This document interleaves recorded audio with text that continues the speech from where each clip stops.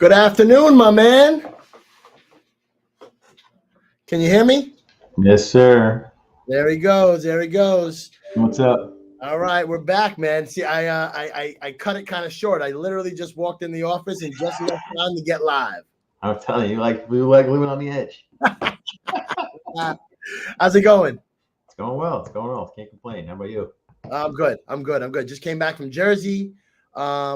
Looking at some properties out there, and just staying busy. Right, like so much uncertainty right now. We'll get into the whole what happened this week, but there's just so much uncertainty right now. I feel like the most important thing is just staying consistent at this point. That's all you can do.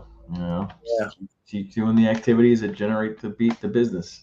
Yeah, my dad used to say, just focus on the money making activities. That's right. That's right.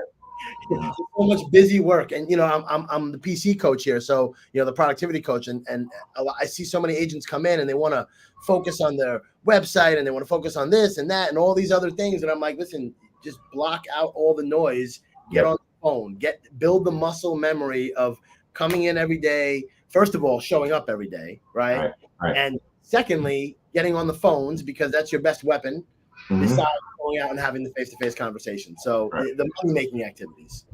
Right. I mean, that's why in both of our businesses too, it's important to have a team behind you, which obviously you don't start out in the business with a team, but you eventually build to that because there's only so many hours in the day that you can do things. And if you in my business, especially, loan officers, when they're, don't have a team, they do all the sales, activities, and they'll build up a pipeline.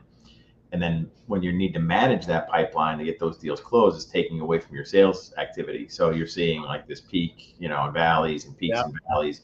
When you have a team of people and you can delegate, and that's really when you start to grow, because you're duplicating yourself. So that was one of the things one of my first coaches said, like when you have 8 hours in a day, maybe 10. I usually work at least 10.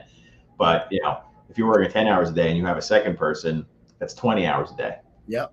That now you'd really have to decide what you're going to delegate to that other person and keep them busy for 10 hours, which was a challenge when I got my first assistant many years ago, was actually letting go of that control and trusting them to be on the phone with your customers. And, because, we've all built our business based on our own personalities and reputation. So finding that right person you're going to be able to hand off to and trust with your customers is hard.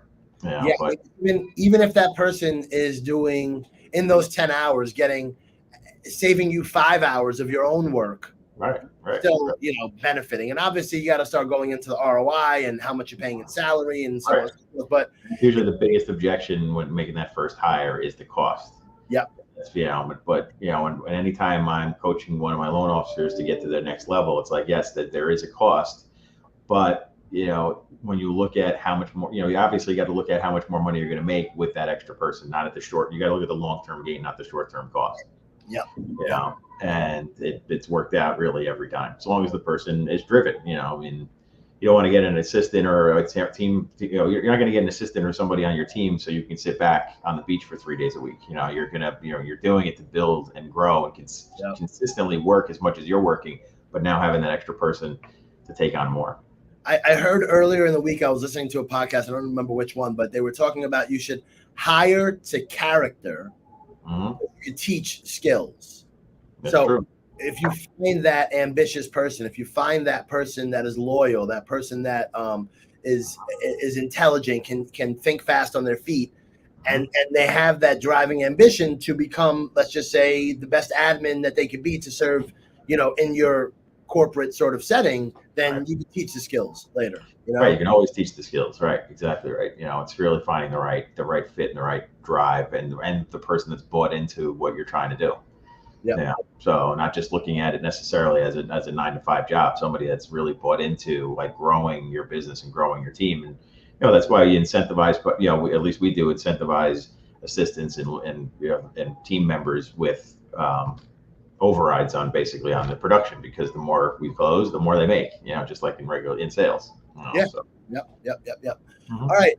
This week's mortgage news, what do we got? I mean, I'm gonna let you take the lead on this one. Well, it was a bigger, we talking about in the previous shows. I mean, basically, they did. The Fed made a 50 basis point cut to the Fed funds rate, which was not more than expected, but the higher of the two options. Like, some more conservative economists were thinking that they were going to go 25. Some people were betting on 50. Nobody really knew, which was actually unique about this particular meeting. They're saying is that usually they have a very good sense of exactly what the Fed's going to do before these meetings. This time they didn't really know. So it was somewhat of a, quote unquote, surprise that they did 50 basis points. But it didn't really have a react, like an immediate, I should say, or even additional impact on mortgage rates. So as we've been, well, that's the caveat, and I wanted to get into that, right? Like, so go ahead. Because we've been saying it that like when they cut, it was basically mortgage rates were already down. Mortgage rates have been going down since August because the indicators that the Fed's been looking for have been moving in the right direction. And mortgage rates react in real time to that news. So, we've been seeing with the jobs numbers, with the inflation reports and everything since really, mid-August, rates very slowly going down. So the Fed's cut was basically almost the conclusion of that, so now one of the things that they were also mentioning is, they're calling it their dot plot, which is essentially the future cuts going into the end of this year and next year. I don't think there were many surprises there either. I think the reason that we probably didn't see a bigger drop in mortgage rates was because they were still kind of conservative in those cuts. Basically they made their deepest cut now, and then they're making smaller cuts probably by the end of the year. Most people are thinking at least another 25 basis points, maybe one in November, one in December. So again, it's not bad news, but it's not the problem in our business is the hype, and it's funny doing this 22 years. Like, when I used to like go out and tell people what I did, like nobody knew anything about it. It was like and now there's just so much information, and unfortunately a lot of it is bad information. Some of it's good, but it's really, there's just so much hype around mortgage rates now, especially because of what's going on in housing. There's a shortage of there's no supply, too much demand, high rates, nobody's happy about it. So the minute there's, I guess, a glimmer of hope that rates are going to go down, it's hitting every headline, and everybody's putting it out there. Oh, the Fed cut. So the frustrating part of this conversation is that I get those calls. People are like, "Oh, I heard the Fed cut 0.5%. Does that mean my rate's 0.5% lower now than it was yesterday?" Yeah. So, and again, I don't mind it. It's just more education thing. So my customers are very well informed, so I'm not really getting a lot of those. But it's the newer ones, like like the new people that I haven't educated yet. Yeah. Yes. So I think it's important, like, to note. So I saw certain rates with the 5 in front of it, right? So they're hitting the 5s, right? And people are to your point, they just don't necessarily understand the fact that it doesn't necessarily mean that this is going to affect today, but it's the long-term effects and the ripple effects. And I like the idea personally of making the deepest cut now and then doing a little bit at a time afterwards, because you and I, we're in this business. So, and I think it's important for the buyers and sellers who are not necessarily in the business, right? They step in, they step out. I'm ready to buy. I'm not ready to buy. I'm ready to sell. I'm not ready to sell. Right. So like, we've kind of gotten used to these rates with this, high 6s, 7s, and we're able to still satisfy the consumer. And now with them coming lower, it's just a matter of adjusting to it. And now, as you said, just educating people and just keeping them informed about what it actually means. Right. And I've mentioned it before, like the first co-op that I bought, and I think it was either 1999 or 2000. I had no idea what mortgage rates were. Like, because there was nowhere to even find it. It was like I would walk into a bank and maybe see a sign. But it was newspaper. You might see the newspaper. Right. And a friend of mine who I grew up with did my mortgage. I wasn't in the industry then yet. I got into it like 2 years later, and that same friend actually got me that first job. So, but I had no idea what was going on with mortgage rates. It was just like, oh, that's my payment, great, and it sounds good, So, and I've been seeing a lot of agents posting things, basically like posing the question, like, when's the best time to buy, and like they're answering their own question, saying like, whenever your life, requires you to move, and you know, it's again, it's housing. It's not, you know, we're not talking about a car. We're not talking about, you know, something that, you know, even in a small investment like a stock or something that you might make money on and sell. It's somewhere you're going to live, somewhere you might to be raising a family. Some, you know, and but which are most of our customers. You know, I Yeah. mean, I Yeah. do a lot. I work with a lot of investors also. That's a completely different show, really. Yes. But for the first time home buyer or the move up buyer or everything else, it's like these people. Some people are waiting for rates and they're stuffed into the homes that they're growing out of just for waiting on a rate or something, you know, which, Mhm.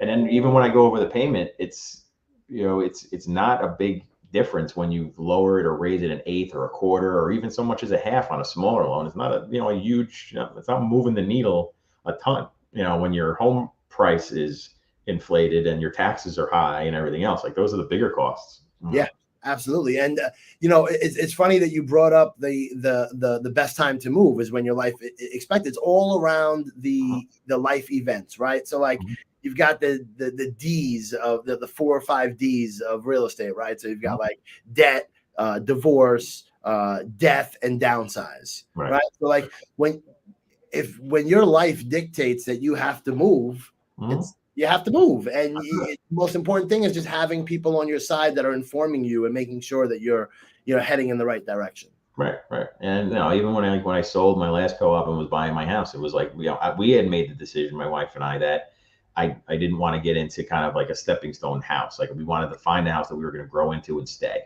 Yeah. You know, and you know, luckily we had the means to do that. Not, you know, but so that was our decision. You know, and you know, now we're here for how 2011 we bought the house. So now, you know, we're going on 14 years. 13, 14 years we're here, you know, and we've done a lot of work to it. We've grown into it. You know, we got a ton of kids, you know, you know, so that was really our decision, was good school district, close to my in-laws, you know, and, you know, something we're going to grow into, you know, and at that time, that was I mean, I was in the business, so rates were good.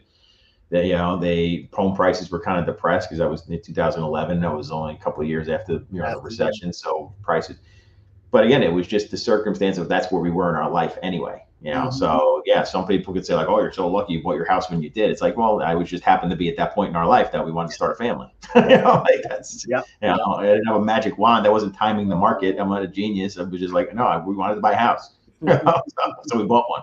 You know, so How many of your clients do you see that happening to, where it's it's something's happening in their life, and that's what it is that's leading them to make that decision? pretty much all of them, especially the first time home buyers. You know, it's really just, you know, somebody put the bug in their ear or they got the idea of like, you know, I want to stop renting now. I want to buy, you know, so they'll call me to find out like what they can afford really, you know, and what they can get approved for. And that's when we go through their budget, their numbers, like what do you want to spend kind of thing. And we try to find the right price point, you know, but it's pretty much everybody like, you know, I mean, unless again, you're an investor, Yeah. everybody's just really moving, whether they're renting, buying, whatever they're doing, because their life is taking them in that direction. Yeah, I agree 1,000%. Like my first question when I'm talking to a buyer or a seller is like, what's motivating this decision right now? Like Right. why are we talking right now? What is it?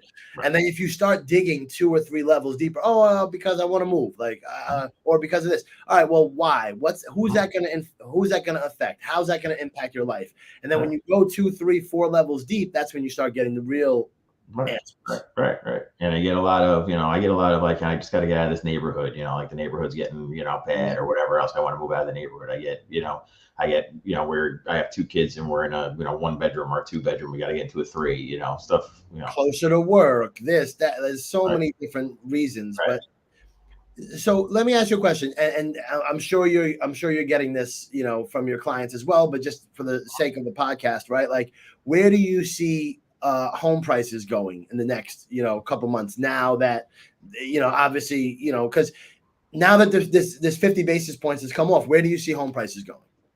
I still see them continuing to go up in around our area. Yeah, I mean nationally, and that's the thing too. Like anytime you read an article, they're talking about inventory rising, Yeah, you know, prices softening. That's on a national level. Yeah, like places like Florida, Arizona, like places where they're building more new construction and they're, you know, they're keeping up with the demand with the supply. You know, that's where you're seeing those areas starting to soften. But the areas where we are, where there's not a lot of place to build, you might be doing some flips, or you know, you might get some flippers that are renovating houses or somebody putting in a new house on a second lot, or something like that. We still are in a really bad inventory shortage here. I mean, a lot of the places in Westchester County, some of the smaller towns have 1 or 2 months of inventory in them, which is, as you know, a fierce seller's market. Yes.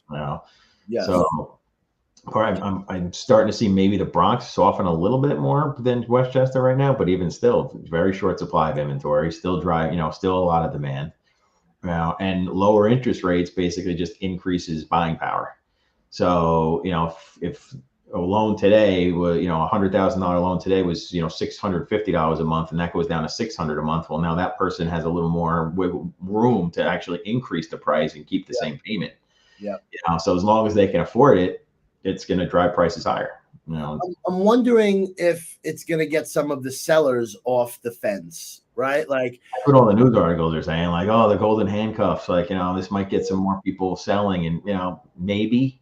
But in mass movement, no, not like COVID movement. Like, well, that was the great escape. Right.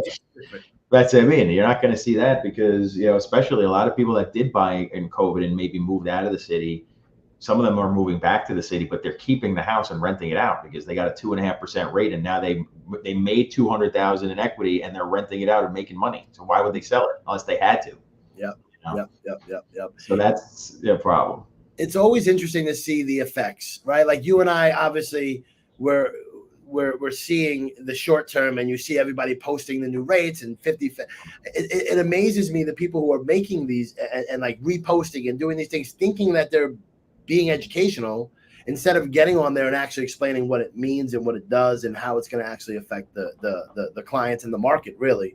Well, right, and you really just got to be in it. And I mean, you and I are talking to people all day, every day. Like I am on the phone all day, every day, and every phone call is a different person's story. And there's similarities to some of them, but I'm seeing in real time, what people can afford and what they can't afford, what decisions they're making in terms of where they're going to move because of what they can afford. I'm doing a lot of loans for NYPD. They're moving like way up into, Dutchess County still. And, because it's to stay closer to the city means maybe buying a co-op or a condo when they want a house. So, there's a lot of that, but it's really just being in it. And I mean, look, people want to get attention. They could make their phone ring. They're going to repost and post stuff that even whether they fully understand it or not, it's just trying to make their phone ring, I guess. How is it? And I'm just going to switch gears a little bit. So just, how is the team doing? Like, how is your crew? Are they come from, I imagine you're training them to be educational first, right? Mm-hmm. And how are they doing? Are they seeing the same sort of indicators that you're seeing? My team that I manage, or my direct team that just works for me? Yeah. So the team that you manage. Yeah. I mean, it's funny. I have like people in way different markets, and in my one office, I have, some people that do, a lot of mostly luxury and high balance loans. I have other people that are doing, so it's really a mixed bag. But for the most part, everybody's business is up because we're also seeing, people refinancing now. Yeah. Where, people that were, I was just talking to a guy yesterday, it was that 7.5% rate. We're going to get them down to like 6. Mm-hmm. It's a small loan, but it's like a $300 savings, even on a $300,000 loan. That's huge. So we are getting filling the pipeline up. There's a lot more mortgage demand. That's another headline that was grabbed yesterday. Is like 14% higher mortgage demand. Because a lot of it is refinancing the loans that we did in the last 2 years. Yeah. And new buyers is still, people. It's still somewhat of a seasonal business, but the seasons, are especially here, are changing a little bit. I mean, we get milder winter. We've had milder winters in the last few years. So. It does still slow down in the winter, but I feel like not as much as it used to. Mm-hmm. So, I'm just to piggyback off that a little bit. I'm seeing the same thing, right? Like you're getting, the phone is ringing more. The people that I have in the CRM, in the database that said, hey, I'm not moving, don't bug me for 6 months, call me in 9 months. Those people are now, because I have the ability to, kind of see when they're on the website and what they're searching. It's in the past week. I've seen so many people that have not been on first view in 6 months, and it's just amazing to me the way the headlines kind of just dictate the consumer's behavior. No, it really is watching it in that, through that lens, I feel the same thing. Like as soon as there's a headline, like, it just, you see the activity, like people are following, more and more headlines, more than ever. And, and there's just more information out there, so, and you're being bombarded with it. Sometimes you're not even looking for it, but obviously on your phone, if you ran a search on you're getting hit with it on every social media platform, everything else, all of a sudden is on your feed. So it's not even, that's what's unique in in the last few years, is that people don't even have to seek the information out; it's seeking you out. Yes. Yes. Well, because of the algorithm and because they're listening. Like it's insane. And I think that back when you were saying when you bought your first co-op and you didn't really know anything about mortgage rates and you might see it on a sign, I think also the way technology has kind of advanced, obviously over the past 20 some odd years. We legit have a computer in our hands at all times. And then obviously you throw in the social media aspect and how most people are addicted to social media. And depending on who they're following, what they're seeing, I think that plays a large part into our business and society in general. Yeah, huge. I've said it before. I just said it to a customer yesterday. Like in the last probably 2 years, it's been the new phenomenon is like people will tell me what their credit score is. Before, and I've said it here before. It's like that's never happened. Because they're being bombarded by companies that want, they use a lot of scare tactics to monitor your credit and everything else. And they want you to pay for your credit report and. But everywhere they go now, you log into your bank account and it shows you a credit score. You go here, it's showing you a credit score. It's not an accurate credit score, but it's not the same credit score we pull, but it's a credit score. Whereas before, forget like 10 years ago, people had no way to even access their credit score. They had to get across. I remember when they first, like, I had like one credit card that said you could do credit monitoring. And now, to your point, literally, you go into your bank account and it's telling you what your credit score is. Right. So, and it is good for monitoring. Like I tell people all the time, like, look, if you see that drop from 800 to 600, something happened. So you want to look into that. So that's good for that reason. But the frustrating part is that they think they have an 800, and then when we pull it and they have a 740, which is still an excellent score. They get like all disappointed, and I have to have a conversation about it. It's like, just again, switch gears again to something else. Loan products. So, for investors, are you seeing that the 203K is still the best sort of product for investors? Well, 203K has never been designed for investors. It's for a primary residence only. Oh, okay. All right. So 203K is an FHA rehab loan. So that is only for a primary. Right. So we're seeing a lot of, like the DSCR loans for investors that we were talking about, where you're just looking at the income of the property to cover the payment. That's strictly for investors. Definitely a big uptick in that market for sure. But we're doing, back to the 203K, I'm doing a lot of those for people that have been very frustrated trying to get into a specific area, can't get a house. So now they're looking at the house that needs the work. And they want to take on that kind of project. So if they can get a house at a discounted price, and not everybody, other people are just walking in and walking out because it needs updating or whatever else, they're looking at those houses and looking into the rehab component just to get into a neighborhood that they want. And the the 203K, sorry, is what's the red tape that's involved in that? Like the initial loan, you have to give an estimate on what the renovations are going to cost too when you're applying for the mortgage? Right. So, we have them, if we're talking about a full 203K, which, can require plumbing, electrical, structural work, we have them work with a HUD consultant, which is basically a home inspector with a HUD consultant designation. Okay. They actually will work with their contractor to put together a report as to what's being done to the property.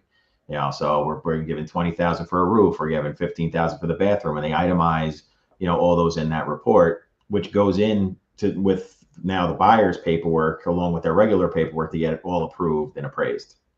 So when people are taking on a project like that, I tell them, like, get your contractor that you're going to work with lined up, go start looking at the properties with your contractor, because these properties are still going to move quick. You got a lot of investors out there that are buying them cash and flipping them. So you got to be able to move fast. Yep. So if you are thinking of a rehab project, have the contractor go with you, get it at least a ballpark estimate, because they're going to see things that you're not seeing. You know, it's like you might think it's 50,000. The contractor might tell you it's 100,000. You know, to do what you want to do to the house. So at the very least, so we know we can get you approved for a dollar amount that you're looking to do, and then if the offer is accepted, we go through the rest of the logistics.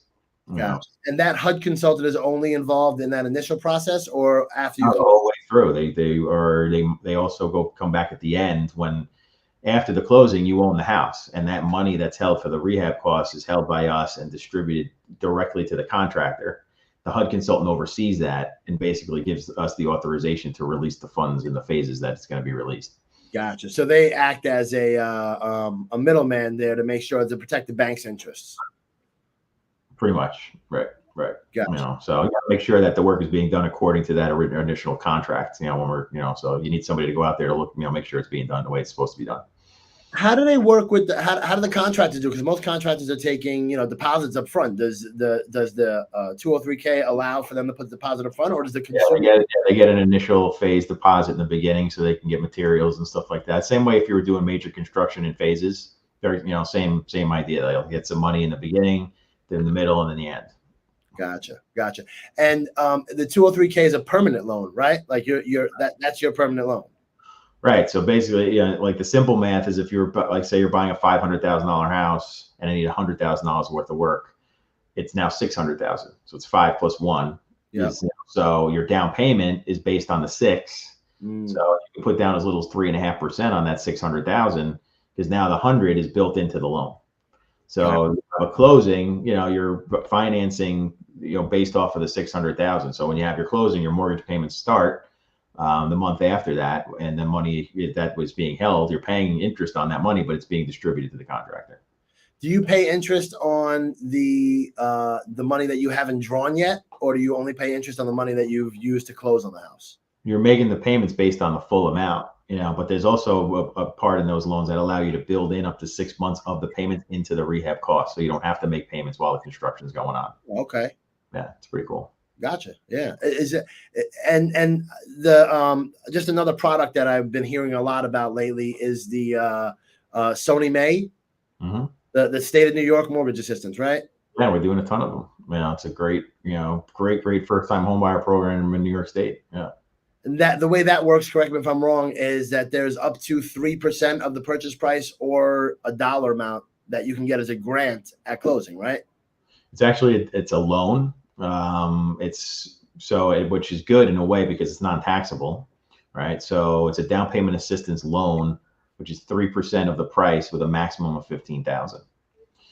3% of the price, or a maximum of 15K. And there's a minimum of 3. So if you're buying even like a small, very, very small co-op, you can still get a minimum of 3,000. So, and they have discounted rates, the lowest rates really out there right now. They do have income restrictions. So you have to be a first-time home buyer and be under the income levels in the county that you want to buy in, which is all posted on the Sony Mae website. But we're doing a ton of those loans because it's really been a great option in a high rate environment. They're usually about 0.5% below market. And not a lot of people write the loan. You know, it's not a lot of, even places that can do it don't. But we do a ton of them. And that loan comes at closing. Is that how it works?